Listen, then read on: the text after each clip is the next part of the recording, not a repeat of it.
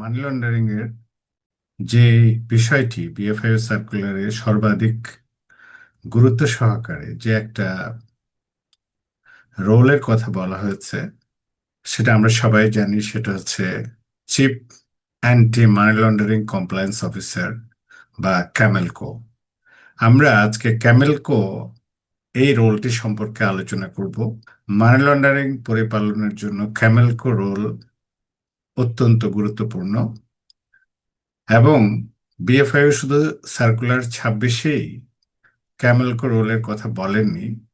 Bank, insurance এবং অন্যান্য আর্থিক প্রতিষ্ঠান সকলের জন্যই ক্যামেলকো রোলের কথা বিধৃত করেছেন এবং যথারীতি BFIO master circular 26, master circular 27 এবং মাস্টার সার্কুলার 28-এ আলাদা আলাদাভাবে আলোচনা করা হয়েছে এ বিষয়ে।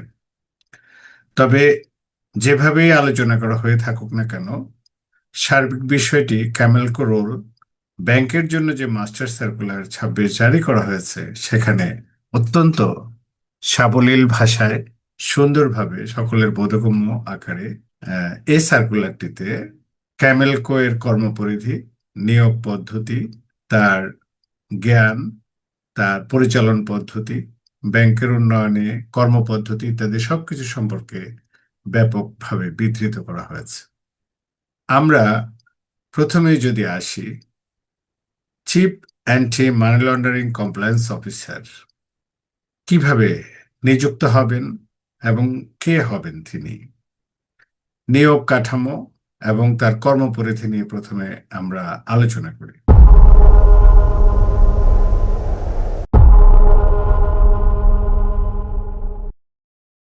বিএফআইও সার্কুলার 26-এর 1.2 অনুচ্ছেদে আহ, দেখাচ্ছি যে ব্যাংক ঊর্ধ্বতন কর্তৃপক্ষ বিশ্ব মানদণ্ড, বাংলাদেশে বিদ্যমান আইন বিধি এবং বিএফআইও কর্তৃক সময় সময় জারিকৃত সার্কুলারের নিয়ম অনুসারে বা পরিপালন কাঠামো অনুযায়ী নিজস্ব একটি ব্যাংকের মানি লন্ডারিং পরিপালন নীতিমালা প্রণয়ন করবেন।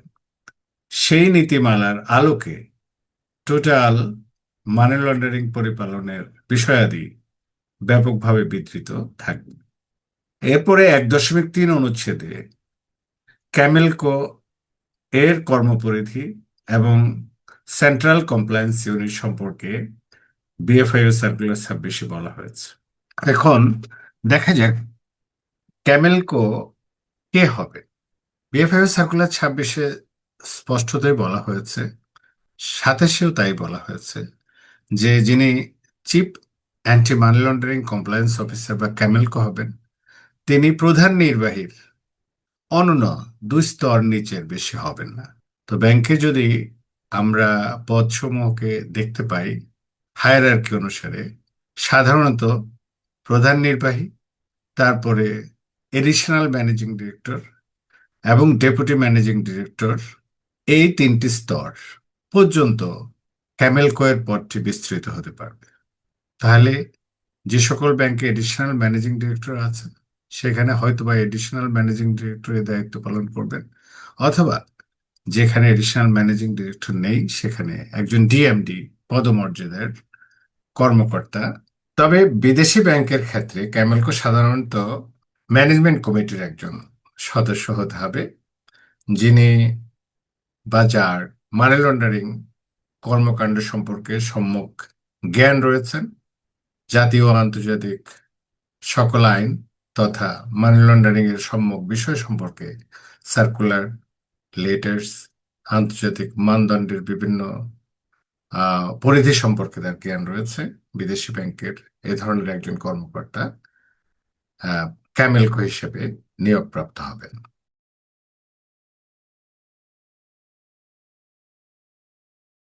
যিনি ক্যামেলকো হবেন তিনি কিন্তু সেন্ট্রাল কমপ্লায়েন্স ইউনিট বা সিসিইউ এরও প্রধান হবেন। সেন্ট্রাল কমপ্লায়েন্স ইউনিট হলো এমন একটি ইউনিট যেখানে ব্যাংকের গুরুত্বপূর্ণ কয়েকটি ডিভিশন এর অন্তর্ভুক্ত থাকবে। বলাই বাহুল্য ক্যামেলকো তিনি হেডেড হবেন।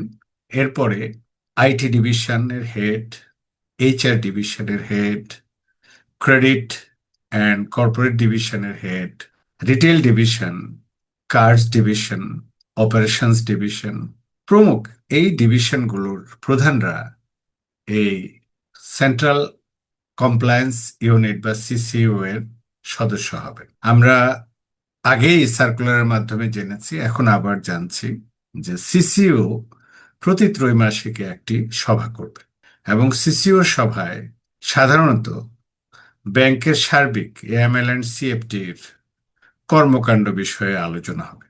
সেখানে টিপি, কেওয়াইসি থেকে শুরু করে কোনো deviation, advance media, global accommodations of some money laundering rules, money laundering এবং সন্ত্রাসী কার্যে অর্থায়নের যতটুকু ব্যাপ্তি আছে এবং ব্যাংকের সাথে বা আর্থিক প্রতিষ্ঠানের সাথে যতটা সংশ্লেষণ আছে সবটাই তারা আলোচনা করবেন। যদিও স্পেসিফিক কয়েকটি বিষয় নির্ধারণ করে দেয়া আছে, তদুপরিও অন্যান্য বিষয়গুলিও যেগুলো প্রাসঙ্গিক হয়ে উঠবেন সেটা সিসিইউতে আলোচনা হবে। সিসিইউর এই কর্মকাণ্ড ম্যানেজমেন্টকে আপডেট করতে হবে এবং সে অনুসারে ব্যাংকের কর্মকাণ্ড পরিচালনা করতে হবে। তারপরে chief anti money laundering officer বা ক্যামেলকো, তিনি সাধারণত বামেলকো বা branch anti money laundering compliance অফিসারকে নিয়োগ দেবেন।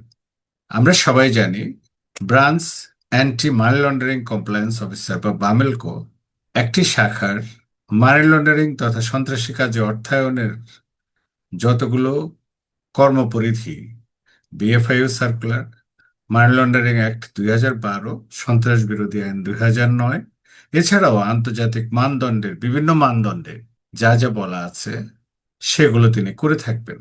এবং এটাই একজন ক্যামেলকো তার যে নিয়োগপত্র দেবেন বা নমিনেশন দেবেন সেখানে তিনি এই কাজগুলো উল্লেখ করেই বামেলকোকে নমিনেশন দেবেন। এখানে বলাই বাহুল্য যে ক্যামেলকো যিনি হবেন তার দায়িত্ব কিন্তু নির্ধারিত থাকবে এবং সেই দায়িত্বের পরিধি সবকিছুই তার নিয়োগপত্রে যথারীতি উল্লেখ থাকবে। এবার আসি, ক্যামেলকো যখন নিযুক্ত হবেন, ব্যাংক কর্তৃপক্ষ ক্যামেলকোর এই নিয়োগকে, বিশেষ করে ব্যাংকের ওয়েবসাইটে ক্যামেলকো এর নাম থাকতে হবে। এটাও গুরুত্বপূর্ণ যে ক্যামেলকো নিয়োগ দেওয়ার সময় মূল কর্তৃপক্ষকে, ব্যাংক ঊর্ধ্বতন কর্তৃপক্ষকে অবশ্যই নজরে রাখতে হবে যে তিনি এমন অন্য ডিপার্টমেন্ট বা ডিভিশনের দায়িত্ব নেবেন না যেটা সাধারণত তার যে কমপ্লায়েন্স রোল তার সাথে সাংঘর্ষিক হয়। বিশেষ করে যদিও এই সার্কুলারে বা বিএফআইও সার্কুলারে বিস্তৃত বলা হয়নি, তথাপি আমরা অনুমান করি, যেমন যদি ক্যামেলকো নিজে ব্যবসায়ের বিভিন্ন বিভাগ যেমন হোলসেল ব্যাংকিং, রিটেল ব্যাংকিং ইত্যাদি ডিভিশনের হেড হয়ে থাকেন, তাহলে সাধারণত তার স্বাভাবিক কর্মকাণ্ড ব্যবসায় সম্প্রসারণ করতে গিয়ে কমপ্লায়েন্স কর্মকাণ্ডের সাথে বাধাগ্রস্ত হওয়ার সম্ভাবনা থাকবে। তবে তিনি রিস্ক ম্যানেজমেন্ট ইউনিট বা অন্যান্য এরকম ক্ষেত্রে যদি দায়িত্বপ্রাপ্ত হন তাহলে সমস্যা হওয়ার কথা নয়। ক্যামেলকো তার দায়িত্ব পালনকালে তাকে মনিটরিং বা তার দায়িত্বের তদারকি সচরাচর প্রধান নির্বাহীর কাছে ন্যস্ত থাকবেন। তবে বিশেষ বিশেষ ক্ষেত্রে তিনি বোর্ডকে যদি কোনো গুরুত্বপূর্ণ ডেভিয়েশন বা বিচ্যুতি থাকে অথবা সংশোধন বা সম্প্রসারণ প্রয়োজন হয় কমপ্লায়েন্সের সাথে, সেক্ষেত্রে প্রধান নির্বাহীর পরামর্শক্রমে তিনি তা বোর্ডকে অবহিত করতে পারবেন। ক্যামেলকো তার কর্মপরিধির মধ্যে শুধু বামেলকো নির্বাচন করে ক্ষান্ত থাকবেন না, তিনি সাধারণত পুরো ব্যাংকে, ব্যাংক ওয়াইড তার অ্যান্টি মানি লন্ডারিং এবং সন্ত্রাস বিরোধী কর্মকাণ্ডে অর্থায়ন প্রতিরোধে যতগুলো কম্পোনেন্ট প্রয়োজন, বিশেষ করে প্রত্যেকটা কাস্টমারের টিপি, কেওয়াইসি আপডেট, পেপস, তারপরে সন্ত্রাস বিরোধী কাজে অন্যান্য যে ডেভিয়েশন, সিটিআর, এসটিআর এই বিষয়গুলোকে সম্যক জ্ঞানে আনার জন্য, নজরে আনার জন্য প্রত্যেকটি কর্মকর্তা কর্মচারীকে প্রশিক্ষিত করার যথাযথ ব্যবস্থা নেবে। এখানে প্রসঙ্গতই উল্লেখ করা প্রয়োজন যে যিনি ক্যামেলকো হবেন তিনি তার একজন ডি ক্যামেলকো নিযুক্ত করবেন, যিনি সাধারণত অ্যান্টি মানি লন্ডারিং ডিভিশনে সাচিবিক দায়িত্ব পালন করেন। সো ক্যামেলকো এই যে অ্যান্টি মানি লন্ডারিং ডিভিশন, তার মাধ্যমেই তিনি তার সকল কর্মকাণ্ড নিজে এবং ডিভিশনের ডি ক্যামেলকো ও সংশ্লিষ্ট কর্মকর্তাদের মাধ্যমে এক্সিকিউট করবেন। প্রশ্ন হলো, তার জনবল বা ডিভিশনের লোক সংখ্যা কেমন থাকবে? এটা স্বভাবতই যে ব্যাংক বা যে আর্থিক প্রতিষ্ঠানের কর্মপরিধি যতটা বিস্তৃত, সেভাবে তার কর্মপরিধি অনুসারে সাধারণত কেপিআই নির্ধারণ করে কাজের ব্যাপ্তি অনুসারে জনবল নিযুক্ত হতে পারে। ট্রেনিং নিয়মিত হতে হবে এবং নির্ধারিত হতে হবে যে ঊর্ধ্বতন থেকে, ডিভিশন থেকে, ব্রাঞ্চ, শাখা অফিস, উপশাখা, এজেন্ট সবাই এএমএল অ্যান্ড সিএফটি ট্রেনিং পেয়েছে। এই বিষয়টি সাধারণত ক্যামেলকো তার এএমএল ডিভিশনের মাধ্যমে সম্পন্ন করবেন। কর্মকর্তাদের এএমএল অ্যান্ড সিএফটি সম্পর্কে জ্ঞান এবং এ ব্যাপারে ব্যাপক ধারণা হয়েছে কিনা সে ব্যাপারে তিনি সাধারণত পরীক্ষার আয়োজন করবেন। এই পরীক্ষাগুলো তিনি একটি নির্দিষ্ট সময় অন্তর করতে পারবেন এবং ইচ্ছা করলে সেটা তিনি বছরে কয়েকবারও করতে পারবেন। Chief anti money laundering officer সাধারণত ব্যাংকের প্রধান নির্বাহী কর্তৃক বাৎসরিক যে একবার সিইওর ঘোষণাপত্র থাকে অ্যান্টি মানি লন্ডারিং কমপ্লায়েন্সে, সে বিষয়ে সার্বিক সহযোগিতা করে তথ্য প্রদান করবেন। এবং ক্যামেলকো এখানে ব্যাংকের ভিতরে ঘটে যাওয়া কোনো ঘটনাই ম্যানেজমেন্টের অগোচরে রাখবেন না। বলা বাহুল্য, ট্রেনিং ছাড়াও বামেলকো কনফারেন্সে নেতৃত্ব দেবেন এবং বামেলকো কনফারেন্সে তিনি পুরো ব্যাংকে সাধারণত একটা উৎসব মুখর পরিবেশে অ্যান্টি মানি লন্ডারিং কমপ্লায়েন্সের জন্য কর্মকর্তাদেরকে উৎসাহিত করবেন এবং বামেলকোদেরকে তিনি উজ্জীবিত করবেন যেন একই সাথে স্বতঃপ্রণোদিতভাবে বামেলকোরা বা সকল কর্মকর্তা ব্যাংকের কমপ্লায়েন্সকে সমুন্নত রাখে এবং সমভাবে সাধারণত নিজেরা নিজেদের উন্নতি সাধন করে। আমরা সবাই জানি বিএফআইও সাধারণত ব্যাংকগুলো তাদের এএমএল অ্যান্ড সিএফটি কমপ্লায়েন্স কি রকম আছে, কোন স্ট্যান্ডার্ডে আছে, সেটা একটা নির্দিষ্ট ইন্টারভালে অথবা বাৎসরিক ভিত্তিতে শ্রেণীবিন্যাস করে থাকেন। Average, আনস্যাটিসফ্যাক্টরি, satisfactory, good, very good, excellent, etcetera.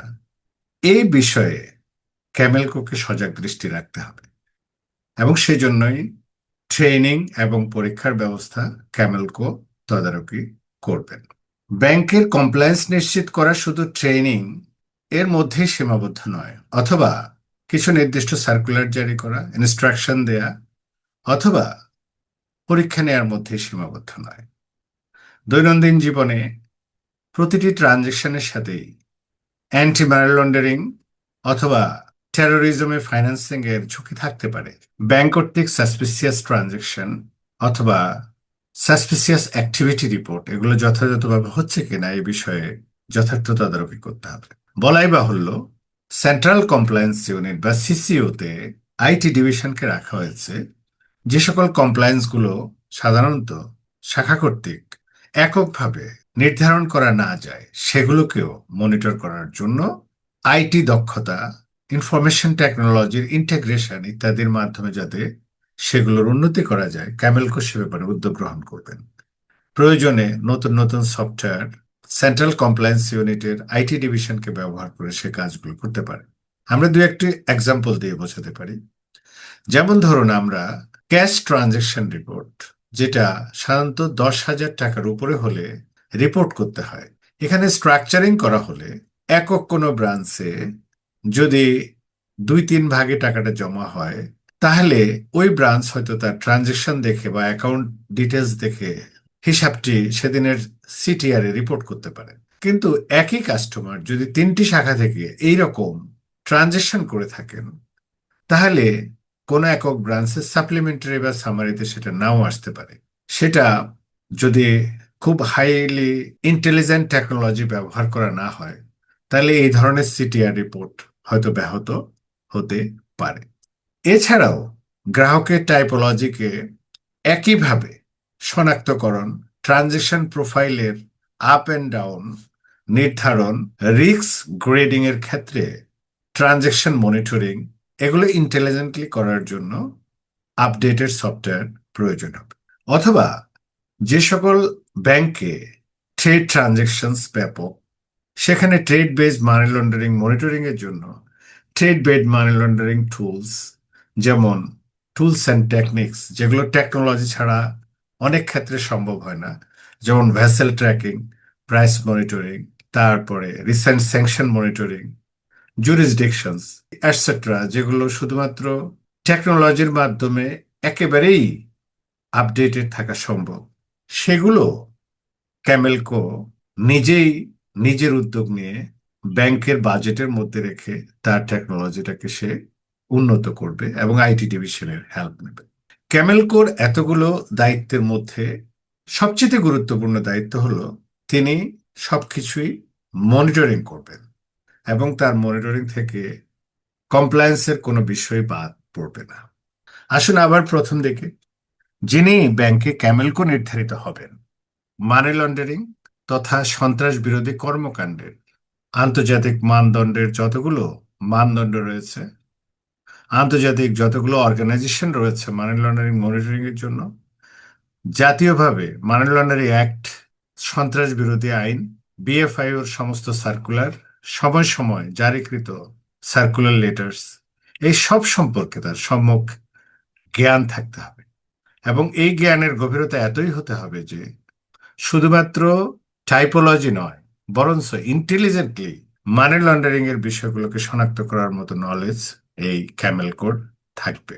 CAMLCO নিজেকে আপডেট করার জন্য তারও ট্রেনিং প্রয়োজন হবে, সাধারণত সেন্ট্রাল ব্যাংক কর্তৃক আয়োজিত ট্রেনিংস অথবা জাতীয় ও আন্তর্জাতিক পর্যায়ের বিভিন্ন ট্রেনিং এ তিনি অংশগ্রহণ করবেন।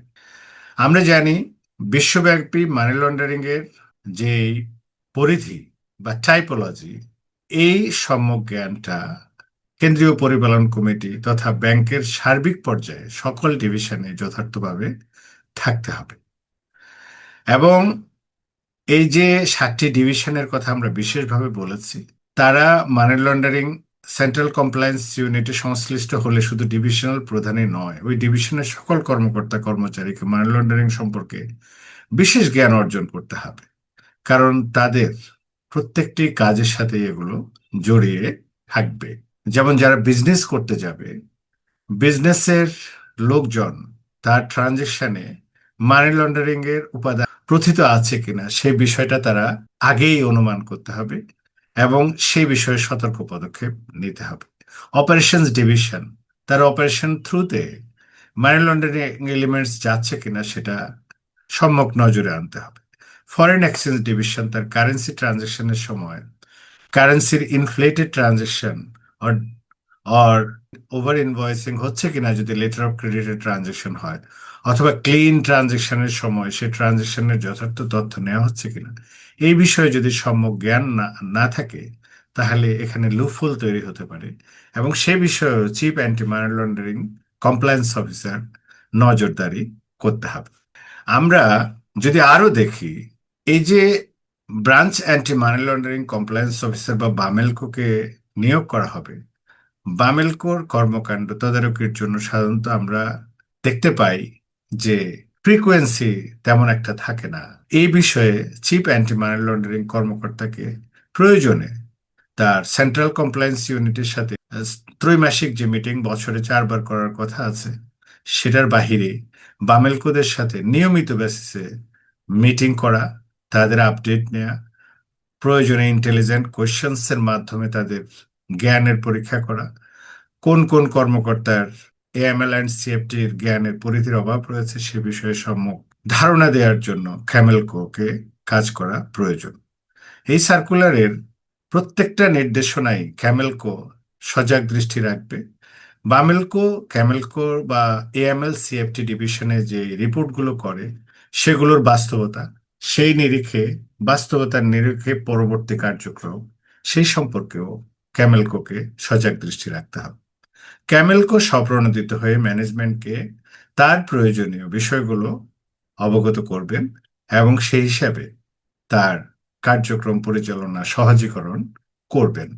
প্রয়োজনে ক্যামেলকো নিজেই ফিজিক্যাল তদারকি সহ অন্যান্য শাস্তিমূলক ব্যবস্থা থেকে শুরু করে যা যা করণীয় সেগুলো কমপ্লায়েন্সের স্বার্থে করবেন। যদি আমরা ধরি যে লেভেল, একটা এএমএল অ্যান্ড সিএফটি ট্রানজেকশনে আমরা তিনটে লেভেল ধরতে পারি। একটা হলো ইস্যুয়ার লেভেল, যেটা লেভেল 1 আমরা বলি। সাধারণত লেভেল 2, যেটা সাধারণত অথরাইজেশন লেভেল থাকে, এবং লেভেল 3, যেটা সাধারণত অ্যাসেসমেন্ট অ্যান্ড অথরাইজেশন লেভেল হিসেবে আমরা গণ্য করতে পারি।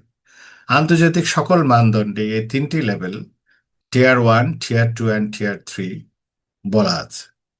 সো ক্যামেলকো এবং প্রধান নির্বাহী কর্মকর্তা সাধারণত লেভেল 3 অথবা সিসিইউ কমপ্লিটলি লেভেল 3 তে গণ্য হবেন।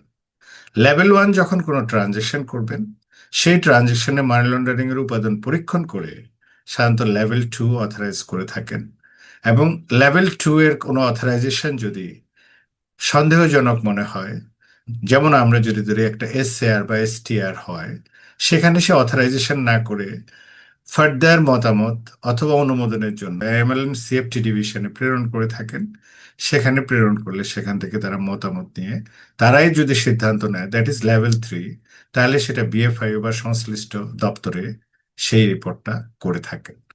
আর ব্রাঞ্চ যদি, মনে করুন বামেলকো লেভেল 2 অথরাইজার মনে করে যে সে তারা নিজেরাই এটা এসটিআর বা এসএআর রিপোর্ট করবেন, তাহলে সেক্ষেত্রে তারা রিপোর্ট করতে পারেন। এভাবে অন্যান্য ট্রানজেকশনের ক্ষেত্রেও এই লেভেলগুলো প্রযোজ্য। প্রশ্ন হলো টিয়ার 1, টিয়ার 2, টিয়ার 3 মানি লন্ডারিং এর ক্ষেত্রেই যে ট্রানজেকশন, সেটা আর্থিক হতে পারে, সেটা রিপোর্টিং হতে পারে, এবং সেটা অন্য যে কোনো সিদ্ধান্তের ক্ষেত্রে হতে পারে। যেমন একটা অ্যাডভার্স মিডিয়া আসলে লেভেল 1 কর্তৃক রেজ হলে লেভেল 2 সিদ্ধান্ত নিতে পারে যে অ্যাডভার্স মিডিয়া ব্যাংকে এফেক্ট করবে কিনা। সেক্ষেত্রে সিদ্ধান্তের জন্য উচ্চতর ঊর্ধ্বতন কর্তৃপক্ষের কাছে গেলে লেভেল 3 পর্যন্ত পৌঁছতে পারে। সেটা ক্যামেলকো, না হলে সিসিইউ অথবা সিইও এই বিষয়গুলো সমাধান। বন্ধুরা, আমরা আশা করি আপনাদেরকে ক্যামেলকো এবং তার রোল সম্পর্কে, সেন্ট্রাল কমপ্লায়েন্স ইউনিট সম্পর্কে এবং anti money laundering and compliance division সম্পর্কে যে ধারণাটা এতক্ষণ আলোচনা করেছি, আমি আশা করি আপনারা এই ধারণা থেকে উপকৃত হবেন এবং এ ব্যাপারে একটা ক্লিয়ার নলেজ আপনাদের কাছে চলে আসবে। সো আমরা পরবর্তী ভিডিওর জন্য অপেক্ষা করি। ততক্ষণ পর্যন্ত আপনারা সুস্থ থাকুন। ধন্যবাদ সবাইকে।